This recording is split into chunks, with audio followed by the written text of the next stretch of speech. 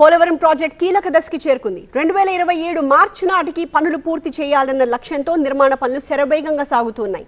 ప్రాజెక్టులో కీలకమైన diaphragm wall పనులను శరవేగంగా పూర్తి చేసి మెయిన్ డ్యామ్ నిర్మాణ పనులను స్టార్ట్ చేశారు. మరోవైపు పోలవరం జలాశయానికి అనుబంధంగా నిర్మిస్తున్న జల విద్యుత్ కేంద్రం పనులు కూడా వేగంగా సాగుతున్నాయి. గోదావరికి ఎడమవైపు తూర్పు గోదావరి జిల్లాలో ఈ ప్రాజెక్ట్ నిర్మాణ పనులను మేఘా ఇంజనీరింగ్ సంస్థ చేపట్టింది. ఒక్కొక్కటి 80 మెగావాట్ల సామర్థ్యం కలిగిన 12 యూనిట్లను ప్రస్తుతం ఏర్పాటు చేస్తున్నారు. పోలవరం నిర్మాణ పనులపై మరింత సమాచారాన్ని మా స్పెషల్ కరెస్పాండెంట్ రవి అందిస్తారు. ప్రస్తుతం నేను పోలవరం ప్రాజెక్టులోని పవర్ హౌస్ దగ్గర ఉన్నాను.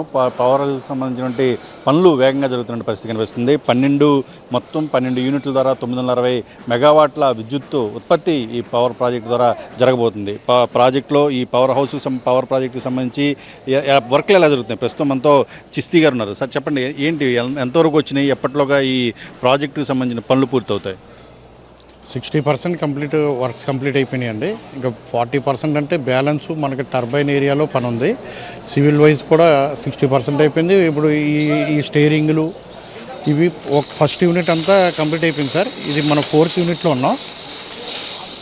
దాదాపుగా మేము 60% కంప్లీట్ అయిపోయింది. ఇంకో మేము డిసెంబర్ 27 కల్లా ఒక 5 యూనిట్లు కమిషనింగ్ చేసి ఆపరేషన్లో తీసుకురావడానికి చూస్తున్నాం. 28 డిసెంబర్ కల్లా 12 యూనిట్లు కంప్లీట్ చేసి పోలవరం ప్రాజెక్ట్ కంప్లీట్ చేద్దామని చూస్తున్నాం. పోలవరం ప్రాజెక్టులో చాలా ఐకానిక్ అంశాలు ఉన్నాయి, చాలా ప్రత్యేకతలు కూడా ఉన్నాయి. ప్రాజెక్టుకి సంబంధించి, పవర్ ప్రాజెక్టుకి సంబంధించి ఈ ఎలాంటి ప్రత్యేకతలు ఉన్నాయి అనుకోవచ్చు? అంటే ఫస్ట్ ఆఫ్ ఆల్ ఇది 960 మెగావాట్ పవర్ ప్లాంట్ అండి. 960 మెగావాట్లోనూ 12 యూనిట్ల కింద డివైడ్ చేశారు.